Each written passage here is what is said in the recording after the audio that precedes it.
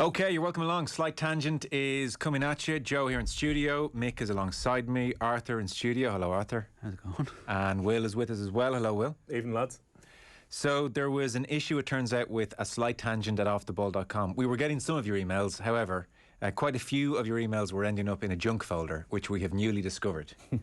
The good news being, at least we have discovered it. And, well, we're quite reassured that quite a lot of emails were ending up... I know. ...in the slight tangent at offtheball.com. Good ones. Broader email account. Yeah, so I mean, we won't get to all of them now, but just to give you a sense, because I emailed back a few of you this afternoon just to say, sorry, we didn't get your email from a month ago. So, for instance, what have we got here? Howie lads, says Adam in Dublin. So the last few years I've been listening to audiobooks, but since there's so much choice of what to listen to and to read, I found myself going for narrators that I like rather than authors that I like.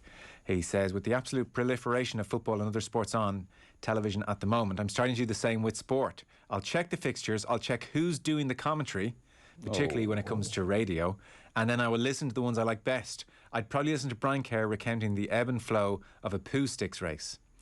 Who's the best in the business out there, or what's the hidden gems that make a seemingly boring match come to life?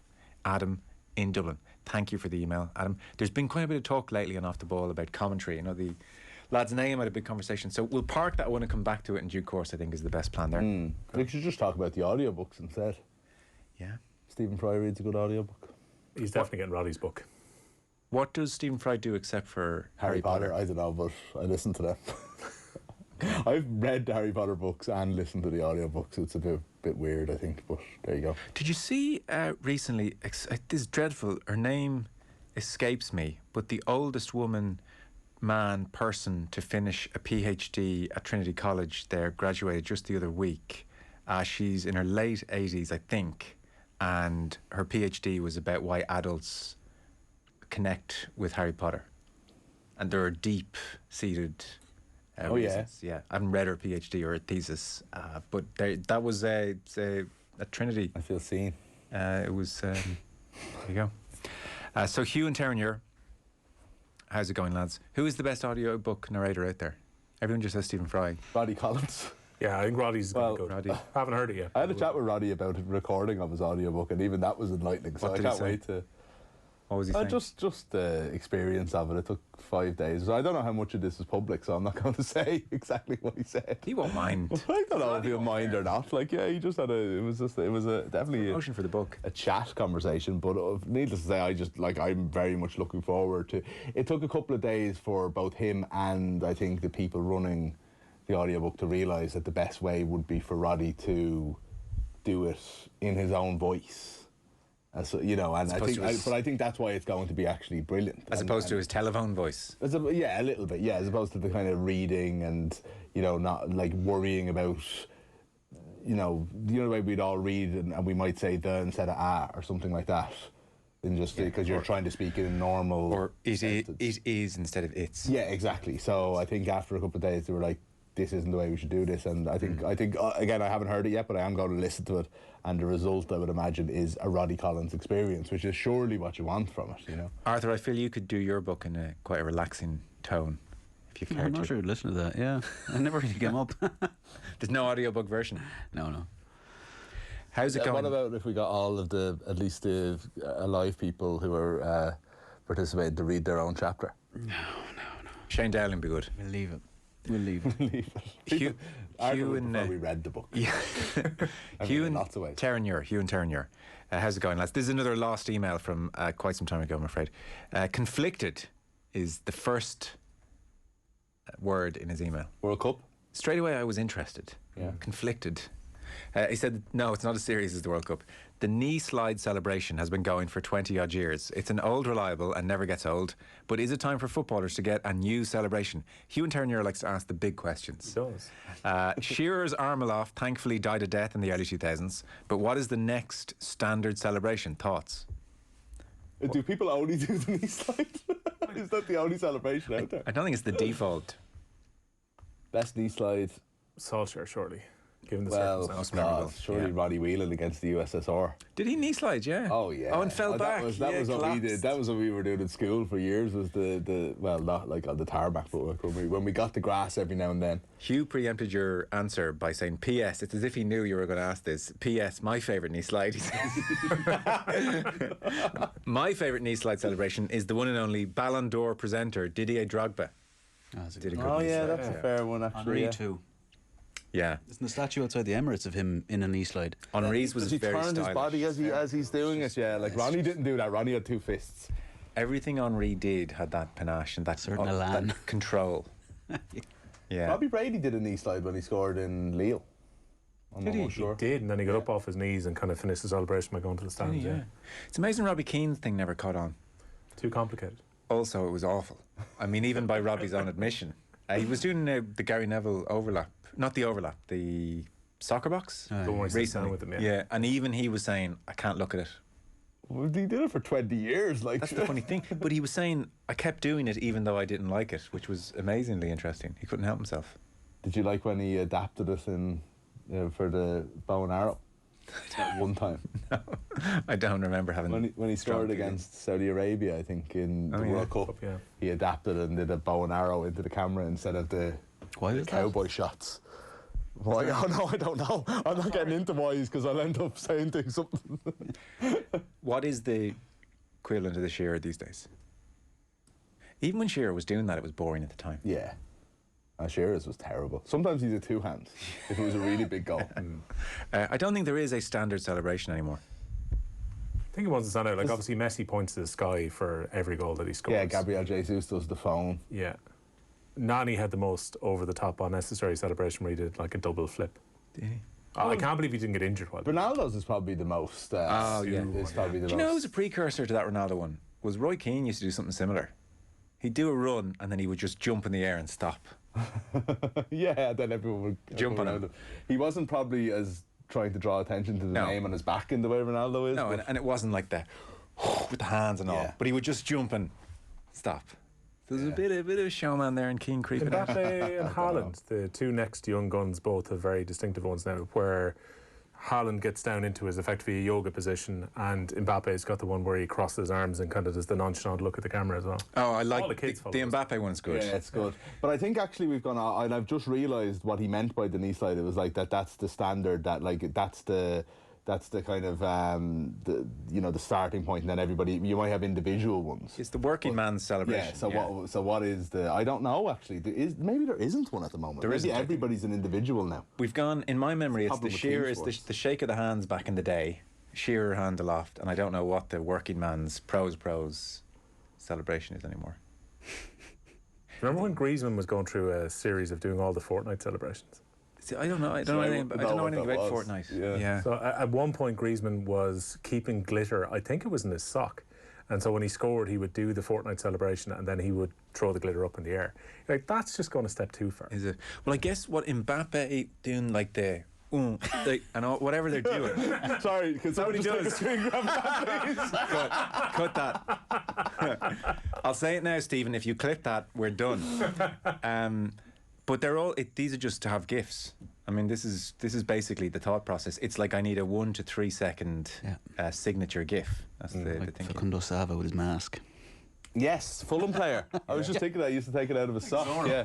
I was like, imagine running around. That surely affected him, that sock, of that running around the sock while being a professional Aubameyang's footballer. had a few. I think Aubameyang did Black Panther and he did Dragon Ball Z as well. Okay. We'll press on. I don't. Funny enough, though, I think we've named an awful lot of celebrations and have no answer to the question. No, there isn't a standard middle of the road celebration. But Hugh and Turner, thank you 2 months on for your email. didn't give up on A it. sign of how old this email is. Hi guys, I started listening to Deep Roots, the podcast of Damien rowing the Atlantic. Damien's been home about 3 weeks at this stage. Beard is even gone at this stage. Yeah. It's Damien Brown, yeah. Yeah. So I started listening to Deep Roots, the podcast of Damien Brown rowing the Atlantic. Started it from the start, knowing it ends well, he has in brackets. But it's amazing to hear the actual, thoughts of someone going through something like this. Question. Who would be your choice of partner from the OTB team to row the Atlantic with? Oh. Right, Joe, you up first. You were the only one who knows this was coming, so the rest of us... Honest answer, Brendan, is I couldn't think of anyone. I think I'd go solo. It just seems like the better option. I'd bring Arthur, because he does all my work anyway, so... I'm swimming it alone. Well, there's nobody surprised about that. Is Bod technically part of the team? And you can't just like rely on the man's manual labour. That's what I mean. You just sit there and put the feet up. Thing to do.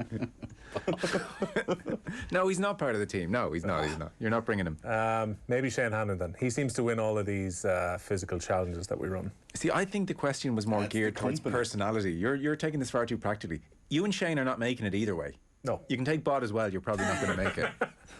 It's more who do you want to die with? I was going to say, who do you want to spend a few weeks with? Now, who do you want to die with? It's got real grim real quick. Who would murder each other? That's you know. It's tough. The second question he asked was, how would you react if that person couldn't continue and you were left in the middle of the ocean alone? I mean, not well. I'd react. I'd be like, you know, it's like there's not much to do here. Wait to die. Like, Damien Brown was really honest about that when he was doing the interview with the lads on AM. He was like, he was pissed off. Because you can understand, you've got this whole challenge, which is the idea of getting in within a certain amount of days, and you've got your teammate, and you spend all this time preparing for it and making sure it was the right time to get in the boat. Yeah. Then your teammate gets sick, and straight away you're having to do double the work. You know you're not going to get the record, but you still have to complete it. And he knew there was going to be at least double the amount of time in the boat on his own, which I'm sure is probably the hardest part of the experience. I might take Adrian Barry. Go on, why? Very jovial, upbeat, positive personality. I think I would need that out there. I might be prone to seeing the downside. Whereas I think Barry would bring a certain sense of optimism, I think. He's What are you going to talk about? You can talk about anything. Anything. If I was one of you, I'd bring me. That's a That nice praise is not Another bad. email. humility. Do you care to say why? I think you all know why. Why? I'm the best company. All right, okay. Okay. Tig O'Ruddig has... Oh, this is chef's kiss of an email. I look... Do it there. No. You're That'll be my celebration. Paranoid now. There we go. Love this new slot, says Tig, but I think it could be improved with some added jeopardy. It seems that this slot allows everyone a greater sense of freedom with their opinions. It does. However, if someone offers something clearly ridiculous, they should be subject to a 1-week ban from a slight tangent. Take OD, he says. Jesus. Take OD, calling anyone who boos a moron and pathetic. The rest of the panel, it doesn't read great in writing actually, the rest of the panel should be able to vote him off for a week for saying something stupid. Yours, Tig. I wouldn't vote you off for saying that, actually. Do we want to introduce a... I think we have an endless amount of contributors here as well. Well, there is that. There's Ty fancy coming on himself. Oh, there's not much strength in depth, Tig. I mean, we don't have a fourth person in. It's a thin bench. But we could look... There is an issue with this slot, which we've talked about off-air, where there does have to be a degree of manners put on it. We can't just say nonsense. No, it can't be. So far, so good today, so. Yeah, sorry. Last email, apologies. Just a quick note, says Mick Doyle, to say how much I've enjoyed the show so far.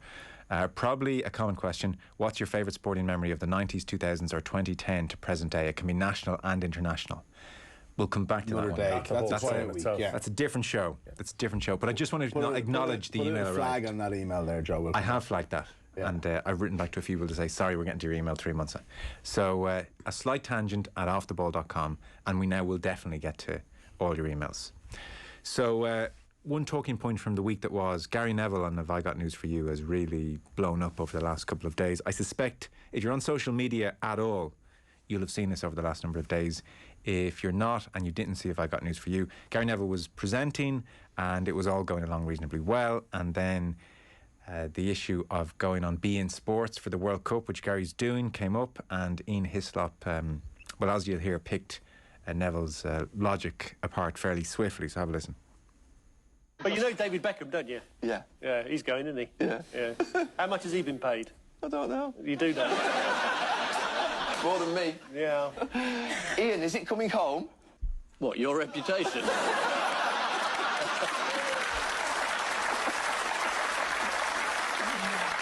The others have been very gentle with you, Gary, but I mean, Thanks, Ian. the elephant in the room is still there. I mean, you're commentating there, aren't you? Yeah, I'm commentating that. And what's the defence? Football term. I'm commentating that. Well, You've got a choice, I think, haven't you? What, going or not going? Well, my view always has been that you either highlight the issues and challenges in these countries and speak about them, or you basically don't say anything, you stay back home and don't go. And I've always said we should challenge them. There's another option. You stay at home and highlight the abuses. You don't have to go and take the Qataris' money.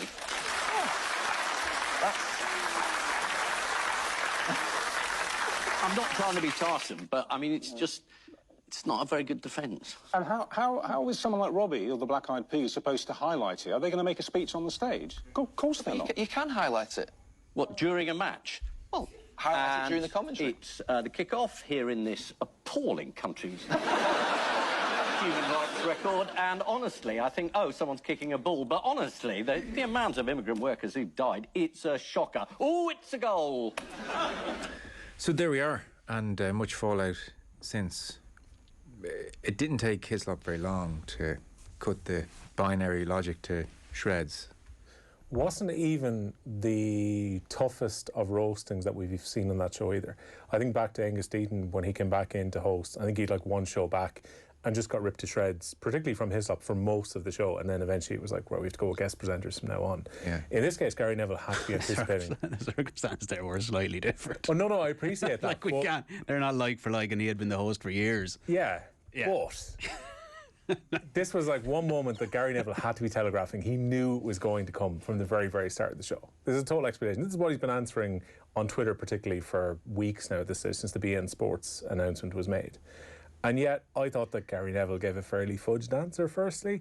And then when he was challenged on it, he should have had a reply for Hislop, even if it's a case of maybe he doesn't have the best of answers, because once you say that you're going to take the coin from Qatar, it takes away a lot of the principal position beforehand, this idea that I'm going to go to Qatar, I'm going to speak out about the issues, and potentially I might change some views in Qatar about this. You come across as terribly hollow if you don't have a reply to Hislop's very simple logic. Sure, what is his reply, though?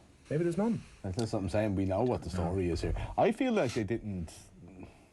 They pinged him in one way, but I think his general answer of, like, you go out there and you report on things as they are, and you're better off doing... Like, I mean, we've talked about this on this show in terms of us covering it. We've talked about, like, Miguel Delaney has talked about it, like, constantly. He's arguing with people on Twitter who say that it undermines his views on the World Cup or City or Newcastle or whatever. And he's, like, right in saying, you know, it's his job to go and report the story as is, you know, and to talk all about it. But what undermines Neville is it's who he's working for when he's out there. It's ITB and beIN Sports. Yeah. So, but I don't know if they made a big enough deal of that, at least in that clip anyway. I obviously haven't seen the entire show or anything like that, but... So, I know what you, in some ways, it's like, it is easy to sort of sit in Ian Hislop's chair there and say, like, I'm taking him down and just, like, achieve it by doing it. I don't know if he actually, he like, completely eviscerated him in the way we're suggesting he did. Do you know, I thought there was almost a degree of Ali watching Liston go down with the fist cocked. It was such a quick dismantling that it... Yeah, Neville didn't really know how to react to it. Well, So there was a point where Hislop would have went. Well, there was a point where Hislop, you know, clearly tore his logic apart. There is a third option. I mean, Gary Neville says there are two options as if that's gospel, and Hislop says, well, there's a fairly obvious third option, which is you stay at home and you hold them to account. And Neville sort of like giggled, like he'd never looked as unsure-footed in all his time on air, really. And then was it Richard Madley? Yeah. Jumped in and yeah. asked about Robbie Williams or the Black Eyed Peas and that kind of. But like, if that pause had just been left there, it would have maybe been even worse for him. Like Oliver Brown, for instance, is writing about it in the Telegraph today, and he was saying it's preposterous for Neville to pretend that his beIN Sports platform will allow him to expose the underbelly of the Qatari regime. His experience in Doha will be confined to a cocoon of luxury hotels, courtesy cars and spangly venues whose grandeur conceals the human horrors required to create them. He will not be breaking off from analysis of Harry Kane's positioning to inveigh against Qatar's laws on homosexuality. And I'm curious, to what extent does this stick? Because, like, Brown finishes his piece, for instance, by saying nobody is arguing this is a career-ending moment for Gary Neville. And he says, to be hypocritical, some psychologists argue, is an immutable aspect of what it is to be human. But, he says, it does mean that Neville's posturing as football's moral policeman cannot be taken seriously ever again. So I'm wondering, to what extent is this going to stick to Neville? Maybe it depends what he says on beIN. He might have a big moment on beIN where you have to say, okay, in fairness, you delivered on what you said you were going to do. I think it's hard to prejudge him, but I think he's now under a colossal level of scrutiny to see what he says on beIN Sports over the next month. All right, Joe, what's he going to say on beIN Sports that's going to change opinions or maybe justify the idea of saying that he's going out there to shine a light on something? Well, I suppose if he was to very eloquently and strongly slam the treatment of migrant workers in the country on beIN Sports, if he was to talk at length about how much of the world, all of the world really finds their rules on homosexuality abhorrent. If he was to say that on beIN Sports, that's not nothing. I think he could always say, well, in my defence, Ian Hislop, look what I did go and say there. But it's not like they've agreed a contract, presumably, with him. Yeah. And there'll be certain stipulations. So he's not going to go and... I'm not saying that they'll have him gagged, but presumably they wouldn't set themselves up if they weren't pretty certain it would work out well for them. They're not going to have him on, pay him money, and then let him tear into them. I don't think you would have signed a contract saying you can't talk about X, Y, or Z. Really? I don't think so. Where does the opportunity arise, though? It would have to be in studio. But where is it being helped in any way by anybody else involved, you would imagine? As in the presenter's not going to ask him? Yeah, you need to be set up for something like that. You can't just say, like, you know, oh yeah, look, you can see there that Kane is at the back post, but now that I have your attention, what I want to tell you about is... There will be opportunities where they're reflecting on the World Cup at large. Say it's Richard Keys and Gary Neville. Gary, what kind of World Cup has it been for you at the end? Or Gary, what is it about this, this World Cup coming to Qatar? I'm saying, are they not going to avoid those subjects, like the plague? But there are going to have to be the occasional open questions where, as a pundit, you can take it in a certain direction. Like, he will be out. Gary, you're looking forward to the World Cup? First question. He can say, I am. However, I just want to say... He won't. X, Y, and Z. Well, I think he's under pressure to now. But it'd be incredible hypocrisy. He doesn't need a platform. Like, but doing it on... If you do it on Qatari state television... You can't take the money for it and then give out about it. Yeah, it's just ridiculous. Like, it's just having your cake and eating. Yeah, it'd be mad. But I do honestly... I do question the idea that, somebody who has a moral stance on certain things gets, like... I feel it happens a little bit with certainly celebrity types more than it will with politicians. Politicians can have differing opinions, can have flip-flopping positions, can have, the best of both worlds and everything, and people just accept it as the way it is, but nobody questions their... I don't think people question their position as it currently is. I think that someone like Neville, he doesn't lose all... Like, everything he says isn't wrong because he's being a hypocrite on this matter. And you have to just take into account human complexity. You have to take into account that Gary Neville is somebody who has been... Look, I'm only guessing here, and I'm only, projecting what I think as opposed to knowing anything about what's actually really happening in Gary Neville's head. But here's the facts. He's been famous and rich since he's been 17, 18 years old. He's always been in the public eye. He's always been at the best professional football club probably in the world at that time, one of the top 2 or 3. He's been looked after by the best manager in the world. He's been at top level. You know what I'm saying, right? So he's in a bubble that he can't help being in. He has been a certain way. I was like, he honestly might not have the cop on to say, I stand for this thing, and this move massively undermines it or stands in direct opposition to it, is what I was going to say.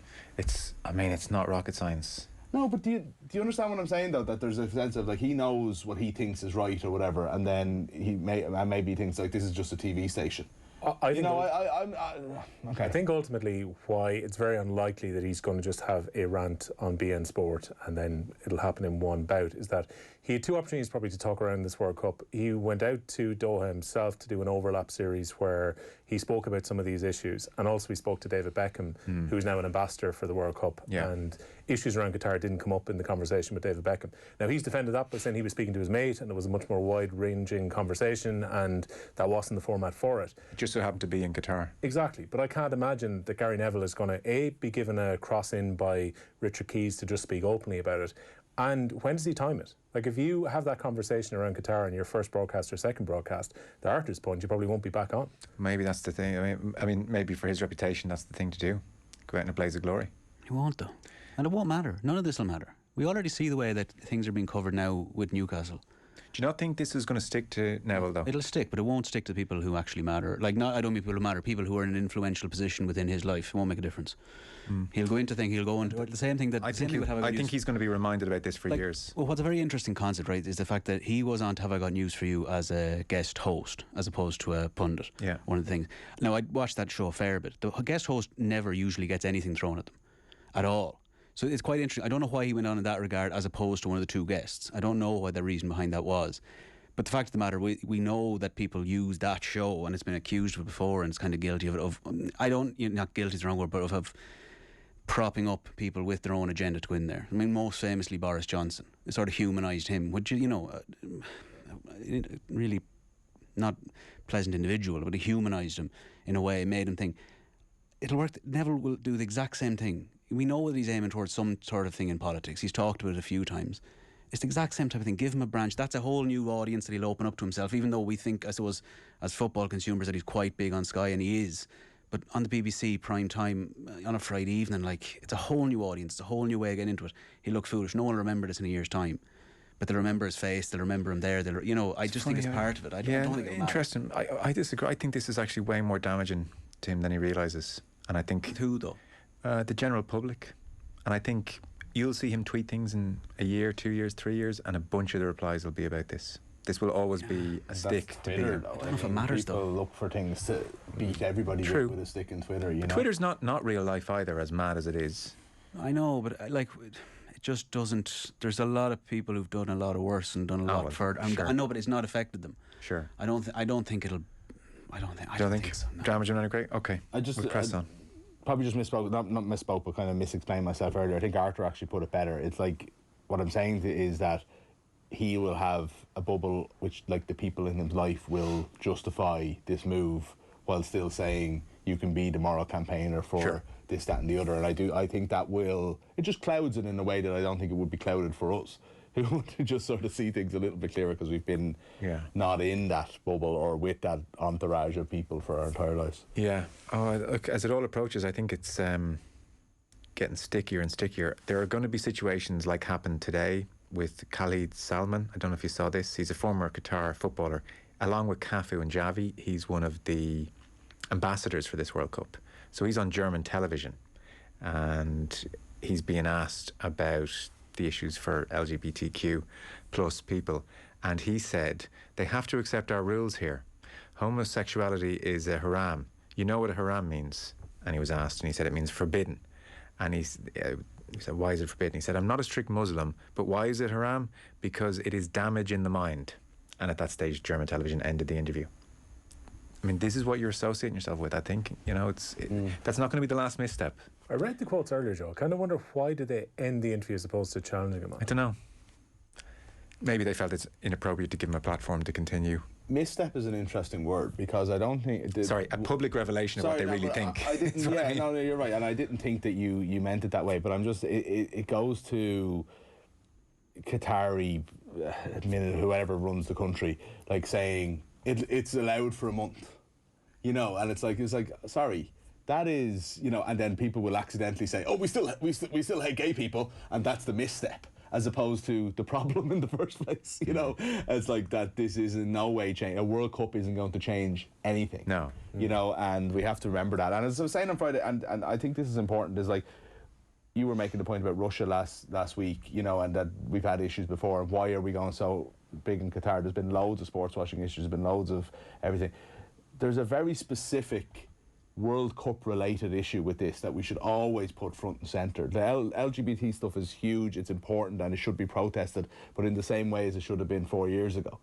The migrant worker stuff is the direct reason why, if we're having conversations about true boycotts and true this, there's a criminal element to this World Cup that is very specific to it, whereas like issues about rewarding countries who don't have the same cultural have good values. Human rights, you know, issues and all is a very, very fair question, but it's not unique to this World Cup, whereas this one is. Okay, we'll take a short break, a slight tangent, back in just a minute.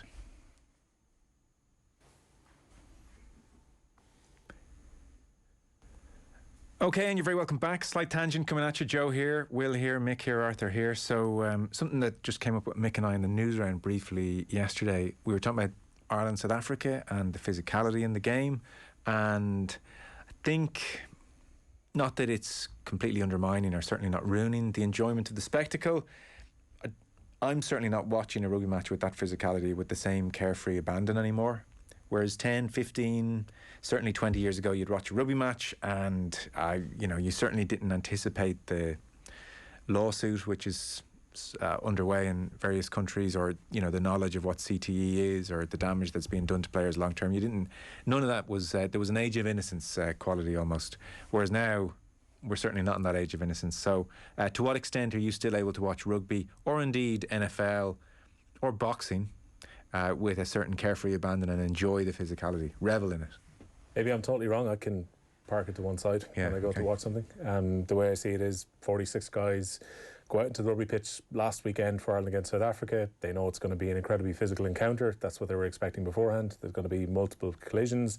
But the guys are all aware of the risks that they're taking going into a game, and similarly they could pick up all sorts of injuries during it. Similarly, I'm okay when two boxers or two mixed martial arts get into a cage and have a fight, but I think everyone has to be entirely aware of the risks that they're taking before going in for it to be okay in my head, if that makes sense. Yeah. Well, I think back to, say, Mike Webster, the NFL cases initially, where the players weren't aware of CTE and weren't aware of the multiple collisions that they were taking, and they felt that a helmet was going to be enough to protect them going out there, not realising that they were taking thousands of hits during their career, which was potentially causing damage further down the track.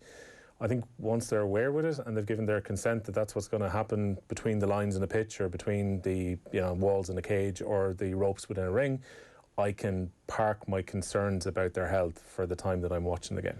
So does that translate when there's a high tackle that isn't allowed and is a penalty and you want it to be a red card? Does that concern still remain parked and just like you're thinking of it from a sporting thing of somebody going down to 14, or are you thinking, does that translate then? To be honest, I think that was my reaction when I saw it. Remember I think it was the French second division high tackle that wasn't called a couple of weeks ago that went viral on Twitter.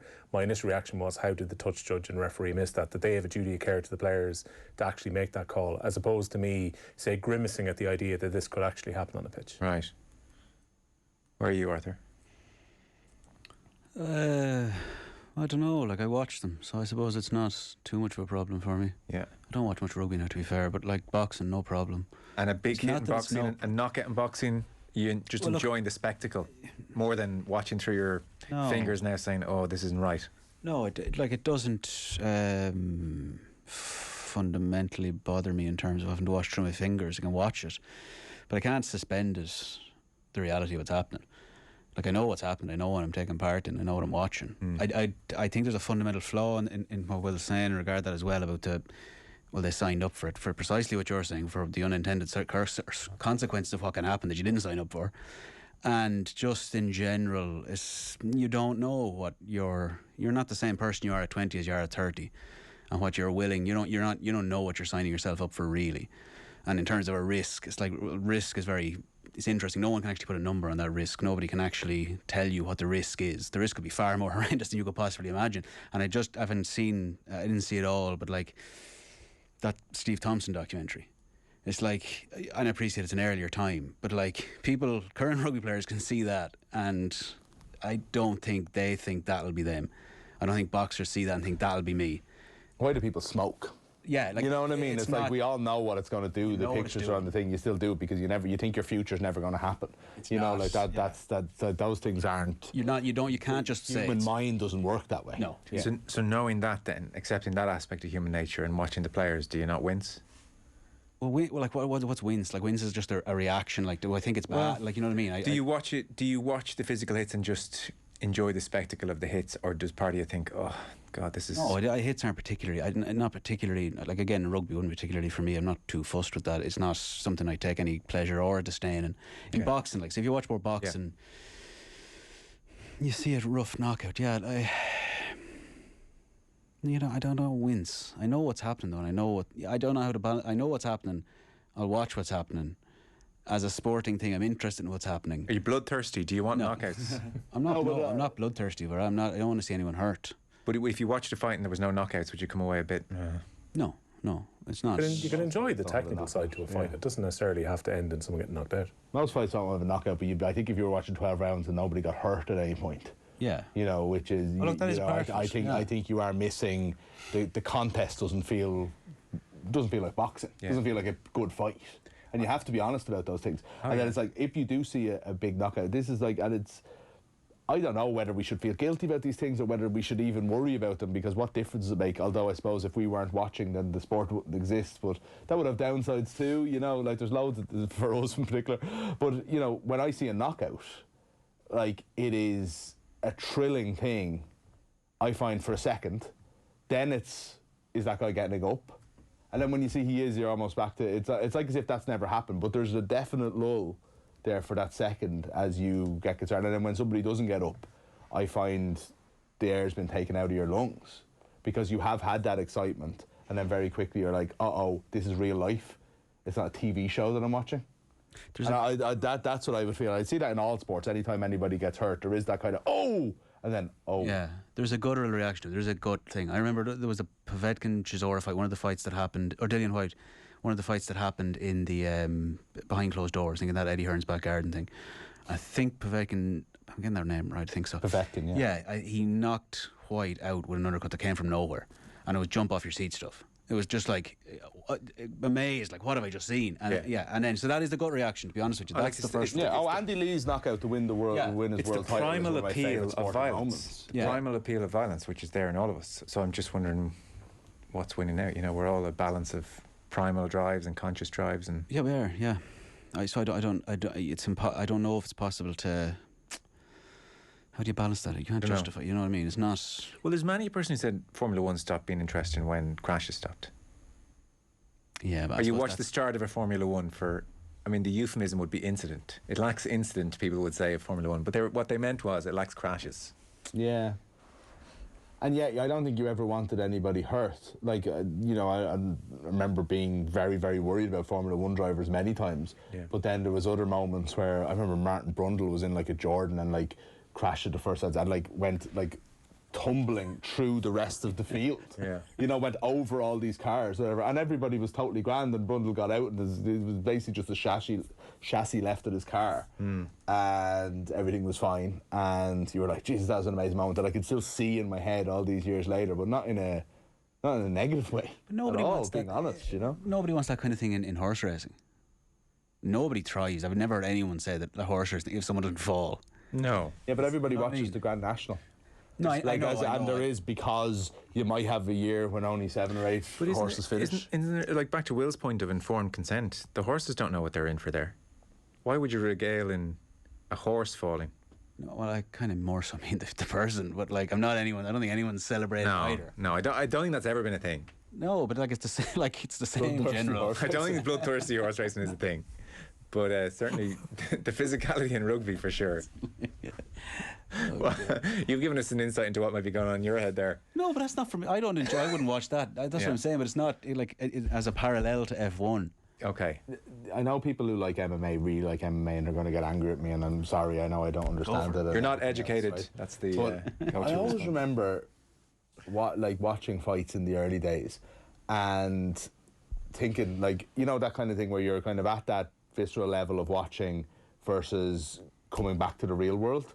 And it would be like guys on like literally a full athlete prone on top of somebody, you know, like lying on top of somebody with their entire body weight and punching them in the side of the head, but they, you know, whatever move they're in, the other fighter has a defensive block, so their hand is on the side of their temple and the other guy's punching into the temple, and the commentators are going, these punches are doing no damage because he's been blocking, and I'm like, sorry, I've got eyes and I can tell that maybe they're not knocking them out or ending the fight, but they are doing damage. And I suppose I don't know why I even bring that up other than to say I do think there are times when you see things that aren't being reflected properly, where your instinct for this is kind of a little bit wrong comes into it over that thrill-seeking kind of primal, I don't know, excitement, Bloodthirst, I suppose. Yeah, bloodthirst maybe is. That need for danger is an interesting point, though. Is that something that's actually inbuilt in us? Oh yeah. Because Who's the brilliant? Well, it's not too dangerous for us sitting There's on that our great couch. line from Yeah. who's the brilliant writer? elder statesman of American boxing writing that we would have on the show occasionally now. It'd be very old now, if not. Thomas Hauser, maybe? Or No, but along those lines. Jerry Eisenberg? Yeah, Jerry Eisenberg. And he would say, of all the sports in the world, if aliens came down, he said, if they came down and sat beside me and I was watching a baseball match, I'd have to teach them the rules of baseball. If they came down beside me watching NFL, I'd have to teach them the rules. If they came down beside me in a fight, they'd say, shut up, I'm trying to watch the fight. And he delivered it in this great way. So yeah, I mean, there's no explanation needed, and it's just compelling, isn't it? Yeah. Like, even when I think of the Formula 1 point, no one wants it to happen like Niki Lauda or Senna or any of those type of crashes that end really badly. But at the same time, if we can know that they're going to spin off, and next thing, the guys come out and they're back on and they're able to race again next week, that adds an extra element of interest compared to a race which is won tactically, where everybody goes around perfectly. Yeah. Is that danger with Formula 1, though? Sorry, and I actually, I don't think it undermines the point at all, because I think you're right in everything we say about rugby and boxing. With Formula 1, I always think that it's that incredible, now don't get me wrong, sometimes it's a visceral crash that is thrilling, but most of the time it's like the fact that it's the one sport where everything can kind of change very, very quickly. So everything looks like it's Hamilton's going to win, and suddenly he drives into a wall, and it's over. I don't know. I wonder, is that the excitement of it? That the waiting for something to happen? Yeah, it changes the outcome. Changes everything. Yeah. On the MMA thing, do you remember when it was really blossoming here, and it was like doing the rounds even on current affairs shows, and should this be banned? And there were people on saying, "Well, I've watched it, and I've seen lads covered in blood and getting their head repeatedly cage fighting punched off them again, and the referee's not stopping because the fight's still going on." And they said, it's too violent for me. And then the MMA response was often, you're not educated. I always kind of thought, no, I think they've enough education to know, I mean, what they're seeing, which is someone's head is pumping full of blood and they're still being punched. I don't think education there is the issue with their sensibilities. That period of time will be looked back upon quite funnily. You couldn't say, it's a bit too violent. You couldn't. It's perfectly fine to say you don't enjoy something as well. Yeah. It doesn't have to be explained to you why you're not enjoying it. Can I get your thoughts on one last point? How are we for time? I don't know. Okay, you can sort this out in the edit. Sorry. Just very quickly. So Martin O'Neill has done an interview with the Belfast Telegraph as part of the serialisation of his new book, which he wrote by himself, actually, interesting, no ghost author, doing the rounds at the moment. Jesus, we're still trying to get him on. So the line, I suppose, which jumps out from a Republic of Ireland point of view, is he talks about feeling very much like an outsider and like the northerner. So what he says is that even after that Denmark result, he said the Republic media threw everything at you in terms of criticism. It was kind of storing up a bit, he says. The truth is this: there were a number of times that I was called the northerner or the outsider, and I was treated in many ways the same way as Trapattoni eventually became, one of those figures you tend to hate. I think that was it. My persona didn't seem to fit with them throughout the time, and I'm even going back to heavy criticism in the early stages of the 2016 European campaign. He says, I think if you're viewed as a bit of an outsider to begin with, then it's hard, regardless of results being okay, to win them back again. That would be my thoughts on it. So O'Neill feels he was viewed as an outsider to begin with. From minute one, he was at best at a standing start. And by the media, he's saying there. I hadn't... The Republic media, yeah. I'm interested when I go back now. That doesn't register. Who's the insider in terms of managers Ireland have had? So Charlton were ruling out as an obvious outsider. Brian Kerr. So Brian Kerr to a degree, but I mean the League of Ireland is so reviled within certain things at the FAI at the time that it was like he's no insider. Mick McCarthy was no insider. Mick McCarthy went from being Ireland captain to like 2 years break and then becoming manager, so maybe 4 years off. But you could say he was. He certainly could make claims to be an outsider as well. He could say like the captain of the team had turned around to him on that trip to Boston and mentioned the country not being from it. So.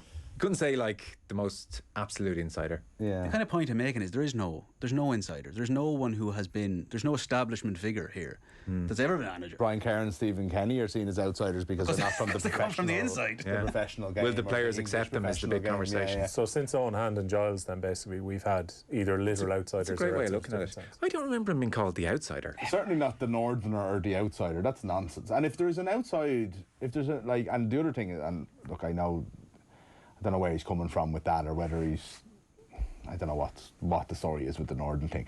If there was an outsider belief, which I don't think there was, it was that Martin O'Neill was a very distinguished figure in the English. He never. It wasn't that he's from Derry. It was in much the same way as, like, he never felt. He was always being talked about as as the next England manager and all of that. Nationality, I think, never really came into things with Martin O'Neill. You know what I mean? But if you would say he was a Gaelic footballer from Derry, which he was growing up, I don't think many people are going to dispute his Irishness. No. You know what I mean? There's no issue there whatsoever. Brendan Rodgers exactly the same. But again, Brendan Rodgers very similar trajectory to O'Neill in that, like, once he went to England, and even with Celtic, it felt very kind of the UK then in that regard. But it was nothing to do with his own personal nationality. You mean like he's more of the UK football industry? Yeah, yeah, absolutely. Brendan Rodgers, another guy who's been regularly talked about as a future England manager, you know, at times in his career. My memory of him and his appointment in 2013 was like euphoria. Oh, absolutely. Like he couldn't have been more welcomed. I'm pretty sure me and you went to the first game was getting Latvia. I'm pretty sure we were doing a show there that night. We were there together. I remember we were on air that night. Ger said there was a rumour going around, and Ger said, like, I always remember this because we played the clip, it was like, there is no way that Martin O'Neill and Roy Keane are taking over, because it was so ludicrous of how good an appointment that would be. Yeah. You know, and then the next day we spent the whole day laughing about that because it was true, but everyone was like super excited about it. Yeah, well, his perception is from minute one, I was the outsider. I hope we get O'Neill on the show so we can maybe talk about that in a bit more detail. Yeah. But there's no way, I think, until after Euro 2016, he could have felt that, because this seems to be very much drawn at the Irish media as opposed to fans or players within the camp. He's very specifically, pointedly gone at the media here. I think so. I don't think the media were negative about Martin O'Neill this side of the end of Euro 2016. Maybe there were some concerns about the football along the way, but never this sense that this is this outsider who's coming in, or O'Neill is not particularly well liked. No, there was loads of criticism, and there was loads of, but it was based on football or attitude or interviews or what he was saying about players or the usual stuff that happens with a manager as soon as they start, whereas people have disagreements, like, whereas we all think Wes Hoolahan should be playing more, and O'Neill thinks that that's a personal dig at him because he didn't pick him once. You know, that's the way managers and fans and media operate. That's the dynamic. It was never anything to do with him being an outsider, as far as I could see anyway. And we were around. I never ever heard him being referred to as Northern Irish. Possibly former Northern Ireland international or whatever, but it was never an issue. And that's not like that was some dog whistle or something. You know, it wasn't like, oh no, sorry, of course not. That's what I'm saying. Like, there was no, he was, this guy played in World Cups and look at what he's done as a manager and everything like that. He was Celtic manager for years. He was, again, it was just, I think that he's barking up the wrong tree completely with that. Like, whatever about all the rest of it. But, and even if the media and the fans and all were completely wrong in the way they treated him, that's his perspective. But don't go around saying they decided from day one because of where he was from. It's soured, and I wonder how much that has coloured his opinion of his entire time in charge. The last few months did get messy. There were a lot of cranky interviews, cranky press conferences, the feeling that he was being blamed for the Declan Rice situation, all those different things that annoyed him in the later stages. And people did get fed up with the football, I think, in the last campaign and that Nations League camp. And the kind of the rumours from the camp seeped out that not enough was being done in training. Yeah. That was a big part of it as well. He had a wild card as assistant manager. Yeah. And actually, when I say the rumours seeped out that he wasn't doing enough in training, I mean, Matt Doherty went on national radio on 2FM and said not enough was being done in training, and he didn't know what Roy Keane was doing. Well, look, we saw the way Martin O'Neill talked about Matt Doherty when he was doing analysis recently. I don't get the impression Martin O'Neill is somebody that lets sleeping dogs lie or is above these kind of like little mini feuds. Prickly. Based on what people have said about him, you Very know. prickly. Like the interviews with Tony O'Donnell were just silly. Yeah. They're not awkward. You talk about awkward watching things on the field. It was awkward watching most of the post-match interviews in the last 18 months of his time. Like you're there to answer a few questions. Tony's there to ask them on behalf of the public.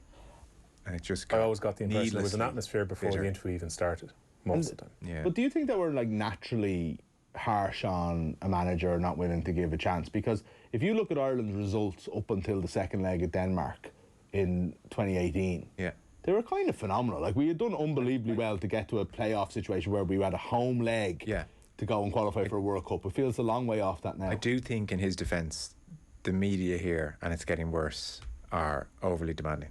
Yeah, but you don't think it came from other things outside of football, like a prickly nature, like a defensiveness, like all of those things? It didn't help. Yeah. It soured the mood. It soured, like Trapattoni relations are still so good because he just didn't care what we had to say. So he's, hey, everyone, Tony, hey. Tony could have been saying, sack him 10 minutes earlier. Didn't mind. Yeah. So it soured the mood. And it's like, you all have crap players, and I'm still trapped with Tony. Yeah, I remember one interview where there was a draw being made, or it was some conference. It wasn't even around a game where you could say there's a bit of pre-match tension, and the conduct in the interview was very unbecoming. It was very poor. So I think that soured.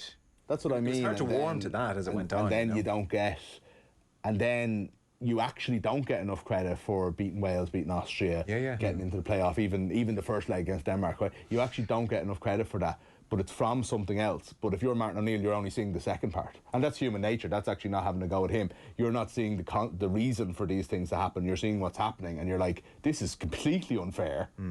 I'm not getting any credit for the job I've done here, and then all I'm seeing is this, like, you know, parade for the next guy that's coming in after him. Yeah. You know, you can understand why there'd be a bit of bitterness there, but again, I think it's as a result of not looking at the full picture. Okay.